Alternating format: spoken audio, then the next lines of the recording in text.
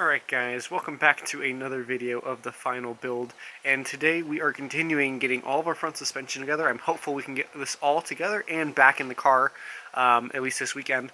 But if you guys remember, I was a dumb and accidentally cross-threaded the bolts for my steering rack. So, these guys right here, and these guys right here hold in the steering rack, and I think I put in an M10 by 1.5 bolt, and it should have been by 1.25. So there's two ways to deal with cross-threading bolts. If you catch it soon enough, you can go ahead and just probably re-tap the initial threads with a thread tap and probably be fine. But I think I kind of destroyed mine a decent amount. So we're taking the slightly more drastic measure, and we're putting helicoils in it. So I bought this on Amazon, pretty cheap actually, as well as a bag of bolts. I got those from McMaster. And basically what a helicoil is you bore out the old threads, you retap a larger thread, and then put in a stainless steel coil, that's why it's called a helicoil, that is M10 by 1.25, or your respective thread, whatever you need. And then you're threading into nice new threaded steel instead of something else. So you can also do this in things that are aluminum, so you're not threading into aluminum, you're threading into steel technically. That way it is much stronger. So we're going to go ahead and start with tapping this. I need to go ahead and pull this box apart. This was actually super cheap, but these are stainless steel inserts. There are a couple of these that you can get online that are not stainless steel, so I'd recommend getting stainless steel, just because it's going to fight corrosion better than anything else. And then hopefully you can get a nice new steering rack in. I don't know if I showed you guys, I painted it up, so it is nice shiny black. Looks really, really good. These are the control arms that we did. I did it just a little bit ago, but you guys might have seen this video in the last week or so, where you put in the new polyurethane suspension bushings. So, I'm going to go ahead and open this up, and we'll start tapping these threads. Alright guys, so here's what the kit looks like. Honestly, I'm pretty impressed with how this came packaged and everything. It's in its own little nice case, and it says exactly what it is right up there, so I'm not going to have any confusion in the future if I get a different thread. But here are the tools on the inside. So here are your helicoils. Let's see if I can grab one. So they're quite literally just little coils of wire. They look like that. And then here is our drill bit. Here is our thread tap. And then these are the two tools that we're going to use to install and then break off the little prongs inside. Let's see if I can grab one of these out again. So you can see there's a prong on that side, and that's what you use to screw it down in, and that will hold everything properly. But we want that out of the way, of course, so we're going to go ahead and break that off. So, first thing we're going to do is grab this drill bit, and we're going to drill out these holes that are cross-threaded. And that will give us nice, fresh metal around there to go ahead and tap with the new tap. Now this tap, it might say, see if I can show you, it might say 10 by 1.25 on the side, but this is for a helicoil, so it says ST in front. So don't get this mixed up with a regular M10 by 1.25 tap. It is different and it is bigger. So I'm going to go ahead, drill these out, and then we can go ahead and tap them. Alright, so I did move inside because it was getting a bit noisy out there, but as you can see, this guy is completely drilled through. So now there's no more threads left that were existing in there, and now what we're going to go ahead and do is we're going to grab this tap here. And then, it doesn't come with a tap tool. It never stopped me in the past, but I actually did purchase this on Amazon pretty recently. It's a whole tap and die set, but, I'm just kind of bought it for these tools, and then, those for really low-stakes stuff, because it's probably pretty cheap metal. But what we're going to go ahead and do, you loosen this up until this square end here fits inside. Otherwise, I've always just grabbed it with, like, some pliers. And we're going to go ahead and insert it. Try to do as 90 degrees as possible, straight down into this hole, and that should go ahead and tap out what we need for the helicoil. Alright, hopefully you guys can see this all right, but now we're going to go ahead and take the tap and tap tool, and we're going to insert it into here, and this is actually going to be not possible because of this guy. He's going to hit right there, so I'm going to go ahead and take this out, and I'll do it like normal. Alright, so it is a bit less ideal, but I just kind of have a wrench like this I put on the back here, and I hold the bottom with one hand so that we can kind of keep it straight, and then turn the tap. And it's going to eventually grab, but you just want to make sure that it's kind of going in straight as best as you can. And it'll straighten itself out as it goes, but just try not to wobble it too much at the beginning, like I am, of course. Alright guys, well I had a few issues with this one here, just not going in straight. So I went ahead and stopped, and then I'm just going to kind of think about that one.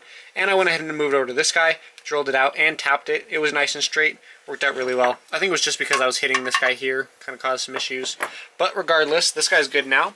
So what I've gone ahead and done is taken a helicoil with the prong, and this tool, the installation tool, and you put it through so that the prong is in the little slot right here. And we're just going to go ahead and take it. We're going to thread it, and you may notice that it's a little bit bigger than what it's trying to thread into. It's kind of like a little spring, so it'll kind of like step itself down as you kind of helicoil it in. So we'll go ahead and insert it here. It just threads in. It shouldn't have a lot of resistance. So you can see I'm not using a lot of force to get this in here. Going really, really well. We'll go all the way through.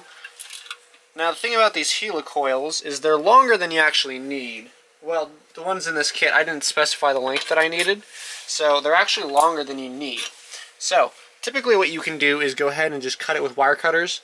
I don't think this is going to be an issue because these bolts aren't, because I can go ahead and just go through these bolts. So let's grab, I don't know how well this tool is going to work to break off the tang. Because I kind of went through, so it's springy now on the backside. So I'm going to go ahead and hit it with a hammer, and we're going to see kind of what happens. So I probably should have cut this down to length, that way it wasn't springy on the back, but we'll see if it just breaks off. Alright, there we go. See how much came out the backside, if any. Oh, it's inside the thing now. Oh well, but that's okay. So now we got the tang broke off, and we can go ahead and get a bolt. So here's our nice new M10 by 1.25 bolt, and we'll go ahead and put it in, and it threads perfectly all the way through. That's exactly what we want. Perfect. So now I'm going to go ahead and do, I think this thread is okay here. That's what this bolt is here for. So I think we're just going to leave this guy alone. I'm going to go ahead and helicoil this guy, and then helicoil this guy. I got to figure out how to kind of fix this since it is off angle a little bit. But yeah, this guy is okay. So we can go ahead and just do these two, and we should be good to go. Alright guys, I got all three of these helicoiled. It came out pretty good. I was able to straighten this one out, so it is also looking pretty good. These are what the tangs look like when they break off. Just tiny little pieces that break. These do extend a good couple millimeters out of the back of what we tapped. So you probably could cut them down. There's no point, so I'm going to leave them. Another tip. Use some WD-40 when you're tapping the hole with the tap. That's just going to prolong the life of your tap itself, as well as just make it easier during the tapping process. So, highly recommend putting some WD-40 in there. But other than that, guys, this subframe is now ready to go. I can go ahead and bolt the steering rack back onto here, and then I can go ahead and get the control arms, nice new control arms, put back in here. We'll go ahead and put Loctite on the control arm bolts, just because I think these guys are not needed for Loctite. But regardless, let's go ahead and reassemble all of this subframe. Alright, so pretty much got the lower control arms all together with their ball joints. I'm going ahead and torquing the nut now. So this is how I have it set up in case you guys are curious. It's kind of hard to hold, so you put it under the vise with the tie rod going through some sort of pin. I have a screwdriver going through this one, and then resting on top of this ring over here. That way it can't twist out of the vise, otherwise it's really hard to grab. But this nut is going to 71 to 88 foot-pounds, so I put it at around 71, 72, and then I torque it, and then I see where the hole is for the cotter pin right there, right? Imagine you can see the cotter pin right there, and then now I'm just going to go a little bit past that in order to line up that hole. So I shouldn't be going above the torque value.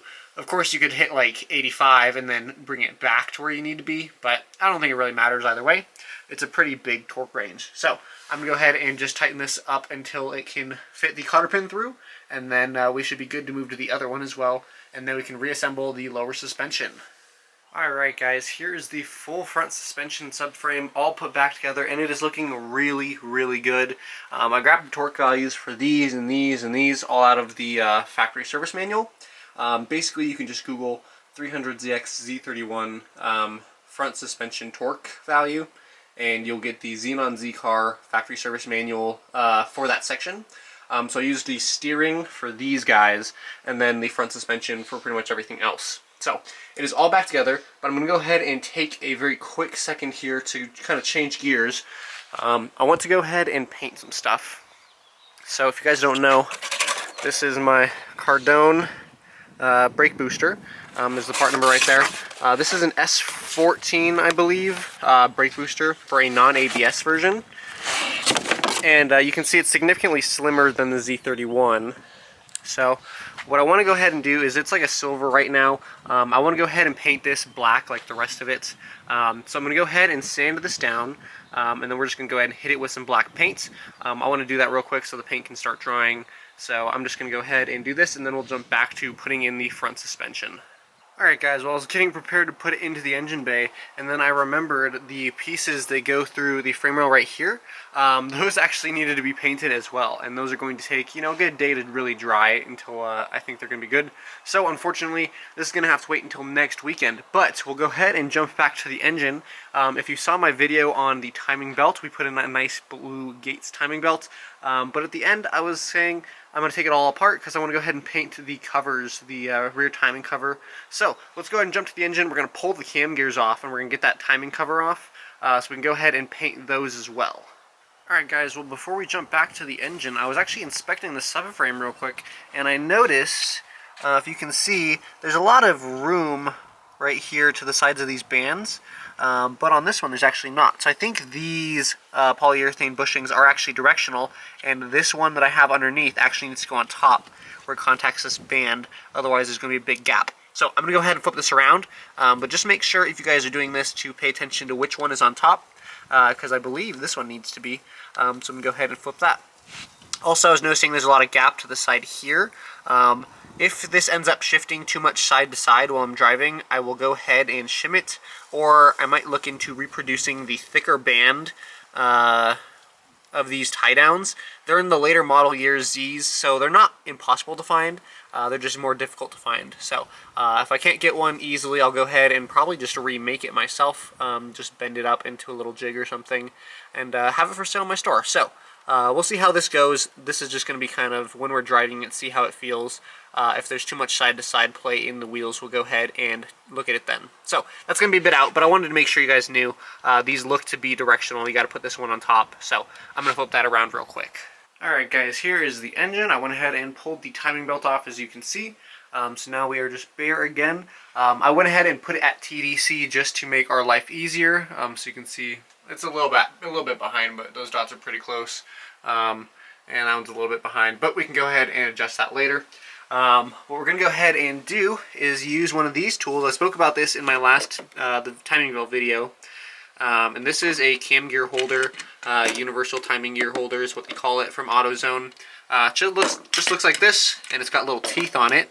And you're going to go ahead and stick this on the gear. So I'm going to go ahead and put this on real quick so we can see what it looks like in action. Alright, so here it is on the cam gear. It's not like a super tight hold, so you kind of got to, just kind of shimmy it on there, compress it as best you can, and then you just tighten this guy down. It's adjustable, as you can see, it's slotted right there. So now we have access to the bolt. So what you can do is put a socket on here and then hold this to keep the gear in time, and then go ahead and just undo that, and you can go ahead and pull this gear off without having to worry about the cam spinning independently of the motor. So I'm going to go ahead and pull both these cam gears off here, and then we'll go ahead and take off the rear cover. Alright, well, I did not get very much torque on it, and then the end of the handle broke off. You can see it's sitting down here. So I guess check your tool before you get it and make sure that it's okay. Usually these places that rent out tools are okay with them being broken. You just bring them back and say, hey, it broke, and then they'll be like, okay, and they'll refund you the money and then throw it away. So, not the end of the world. I have an extendo bar, so we're just going to stick this right on here, call it a day, and keep going. So, yeah, word to the wise, check your stuff before you go ahead and rent it out. Alright guys, well, I've had a heck of a time trying to get this cam gear off. The tool was just not the best. It kept flexing and coming off the timing gear teeth, or the cam gear teeth. And I've probably spent a solid 25 minutes trying to make it work, and I finally got it.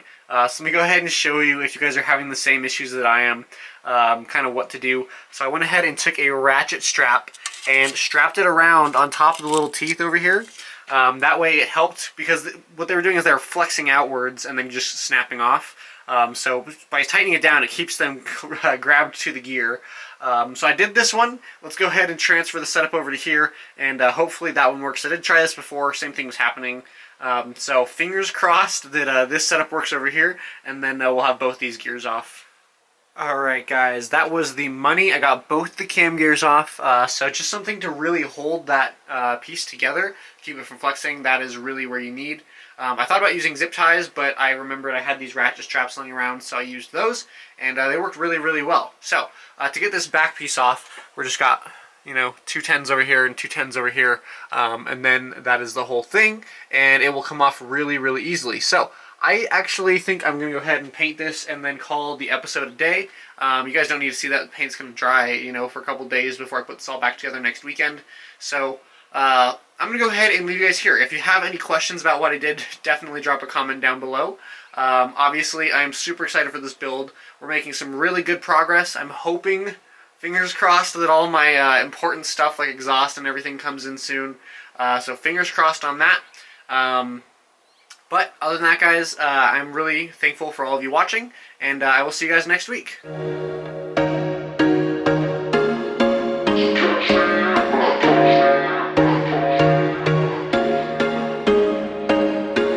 There was once a day that I would pray for you. I'd go and misbehave just so you'd notice too. Sneaking looks up and down from across the room. And damn, what a hell of a view. I feel good.